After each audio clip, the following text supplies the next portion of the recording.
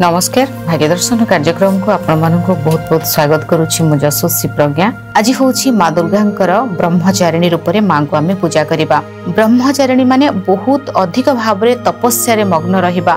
माँ सीता सती जेतेबेले भगवान शिव को पाइबा पई ब्रह्मचारिणी रूप में तांकर एटा कि से माने गोटे हाथ रे तांकर माला अछि एवं आउ गोटे हाथ रे कमंडल अछि। एइथिरे से कोन करथिले ना तपस्या करथिले, वर्ष वर्ष घोर तपस्या करथिले। बेल गछर पत्र खाइथिले, पत्र भी सुखी जाइथिला। तापर से खाद्य आहार भूली जाइथिले भगवान शिव को पाइबा पई। ब्रह्मचारिणी माने जोटा कि गोटे जिनस फोकस करिबा बा तारी ऊपर लय रखी कार्य करिबा। भगवान शिव को पाइबा पई कठोर तपस्या करथिले। ब्रह्मचारिणी होछि तपस्यार जो स्वरूप होउचंती तपस्या। कौन करिवे आपण एथिरे नवरात्रि तृतीय दिन रे कोनोसी जिनस को जेतेबेले आपण बहुत अधिक पाइबा पई चाहुचंती बा कोनोसी जिनस रे तपस्या आपणकर अछि सेति पई आपण कोन करिवे। एक उपाय आपण को सुंदर उपाय कहूची। आपण एक लवंग आनिबे। एही लवंग को आपण कोन करिवे सामान्य सिंदूर लगै देबे। सिंदूर लगै दे कि एहा को आपण आपणकर जो अग्नि रे जळथुबो ना, जो अग्नि रा माने दीप लगे थिबे ताको जस्ट टच करे देबे। टच करिकि नै आसीबे। नै आसिला परे एहा को मां कर सामना रे आपण रखिबे। रखि साला परे देवी कवच को आपण जेते अधिक ब्रह्मचारिणी रे मां कर जो तपस्या थिला सेतबेले आपण को मध्य कोनो जिंस पाय पे तपस्या न होले हे परिबो नै। तेणु देवी कवच को आपण 9 थर पाठ करिवे। 9 थर पाठ करी एहा को मां को सामने रखिबे एवं 9 थर पाठ करिवे। 9 थर रु आपण जेते एटा तो मु आपन को मिनिमम कहली। आज आपण जेते अधिक पाठ करि परिबे ये बहुत भल रहिबो। एहा को कोन करिवे एक लाल कपड़ा रे एहा को आपण बांधी देबे। बांधी देई मां को पाखे रखिले नवरात्र रो सरीबा पर्यंत आपण ताको रखिले। रखि साला परे आपण कोनोसी एक कार्य क्षेत्र रे आपण बाहर को जाउछंती बा बहुत बड़ को किछि गोटे प्रॉब्लम अछि बा किछि गोटे डील आपणकर करिवार अछि। ई जो लवंग रे आपण सिंदूर लगेथिले एवं जो अग्नि को जस्ट टच करे कि मां को सामने रखि आपण कवच पाठ कले। ई जो लाल कपड़ा रे आपण गुडे की ताको रखिले। एहा को आपणकर साथी रे नै लाइफ रे गोटे थर वर्ष भितरे एहा को थरे मात्र व्यवहार करि परिबे। एहा को नै से जगह को आपण जिबे एवं देखिबे आपणकर कार्य रे सफलता आसीबो। केमति आपण भाबिबे मु कहूची आपणकर सपोज हेलानी तार कारण होची तपस्या ठीक भाव रे हेनी, विश्वास ठीक भाव रे नाही, समर्पण भाव ठीक भाव रे नाही। नहेले ए ब्रह्मांड को जेउ जिंस जाए तार रिटर्न सेही हिसाब रे ही आसीबो। तेणु माँ होउछंती एई जो समय रे माँ, एई जो नवरात्र रो माँ 9 दिन धरी माँ कर युद्ध का सहित हितला। महिषासुर सहित हितला। महिषी बेला देखिबा को माने राक्षस सहित हितला।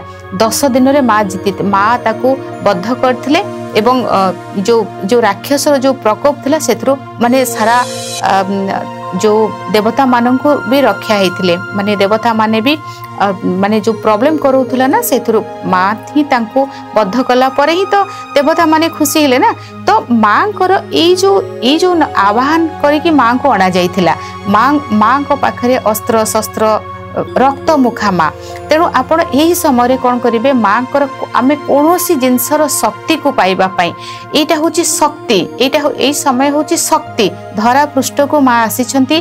तेणु आपणकर ये जो ब्रह्मचारिणीटा है कि माँ कर ये जो स्वरूप है ना इतरे सी बहुत तपस्या मग्न थिले। मु आग को सबुदिन गोटे गोटे उपाय कहबी किंतु आज होची आपण माने वर्ष भितर थरे उपाय को आपण करिवे। 9 थर मु मिनिमम कहली, मैक्सिमम आपण जेते अधिक करिवे सेते आपणक पई भल रहिबो। बहुत भल रहिबो, बहुत शुभ रहिबो आपणक पई। तेणु आपण कवच को पाठ करिवे। मां को एटा अर्पण करिबा द्वारा आउ एक कथा ये जो उपाय को करिवे एहा को रात्र समय रे करिबाटा बेसी भल रहिबो। संध्या समय रो आपण दीप तो लागिथिबो एवं ए लवंगर जो उपाय को आपण संध्या समय रे करिबा ये अत्यंत पक्षे शुभ रहिबो।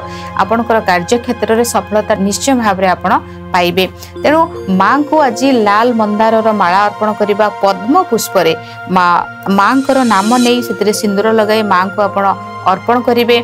आज जो रुद्राक्षर माला अछि ना, एक हाथ रे मां कर माला थिला जोथरे से जप करूथले आ एक हाथ रे कमंडल थिला। आमे जेतेबेले जप करा जाउथला ना सेतेबेले कमंडल थिला गोटे पकरे तापरे जप करा जाउथला। आपण कोनोसी एक नूतन माला आज मां को अर्पण करंतु एवं नूतन भाव रे कोनोसी माला मां को आज आपण रुद्राक्षर माला आनंतु एवं मां को धारण करे दियंतु।